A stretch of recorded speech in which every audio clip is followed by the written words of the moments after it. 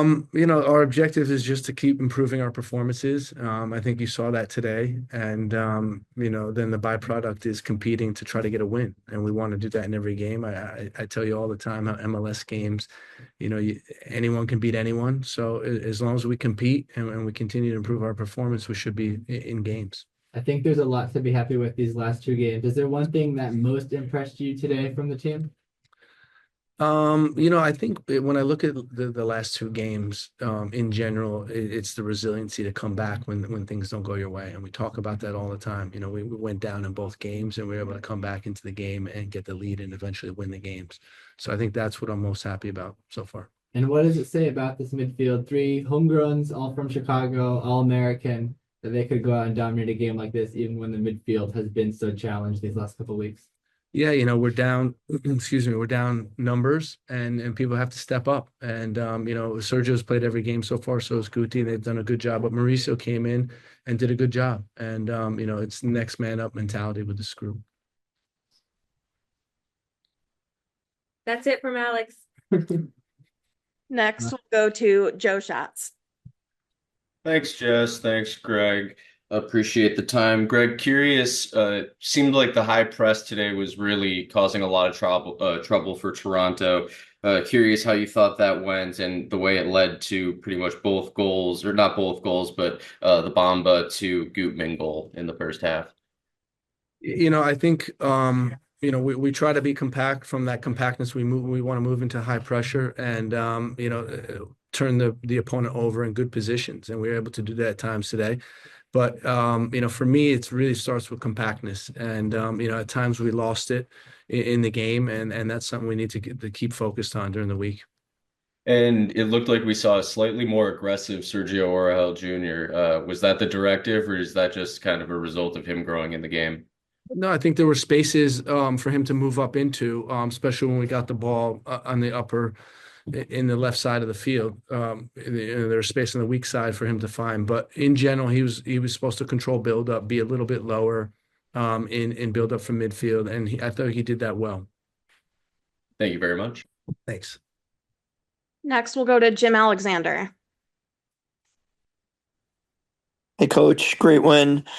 A lot of good happening, but one thing that the team so far has been sort of letting up early goals and coming from behind. They've been really resilient. But what do you think? What can you attest to sort of the early trailing early in games and sort of having to come from behind that you've seen so far this year? Yeah, I mean, I think in two of the four games, so half of the games, we let up early goals. The DC game and tonight, Dallas came late in the second half, and Columbus we scored first. So I'm not sure it's a trend yet. I'm disappointed with the start of the game. Disappointed that one chance leads to a goal. I think we could have been defending a little bit better. Might have been offsides, but that's not my job. But overall, I think it shows a lot about the group that we don't get fazed by that, and we're able to to keep playing, settle into the game, and then I think start taking control of the match. And there's definitely no panic with this team so far too. Do you see that in the guys, even if they go down, early in a game or at some point, that they have that confidence that they know they're going to come back or have that ability? Yeah, it's a mindset, and we've talked before, this season about, how to stay in games and how to stay in moments, and every game has a different story. And sometimes you're under a lot of pressure, and sometimes you're the one who has control of the game, and just riding those moments out and not getting frustrated, not getting emotional about those times of matches. And, a goal against is a very similar event that we want the guys just to really have emotional control to deal with it. Thanks, Coach. Thank you, Jim. And Hotzi, we'll go to you next. Hi, Greg. Thanks for the time. Congrats on the win. Thank you. So, Dean goes out early, obviously not win or how you want to lose a player, but Barroso comes in. It looked to me like the team was getting a lot more activity through that right-hand side in the attack as a result of that move. I wanted to know what you thought about his performance and like how that helps open up some of the team, to have more attacks from that side of the field.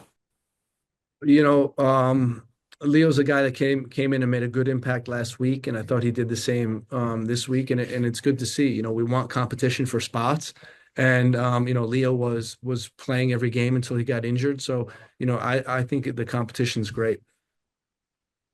Great. And just, the other subs, we saw like a longer performance from Amari than we have other than that one start.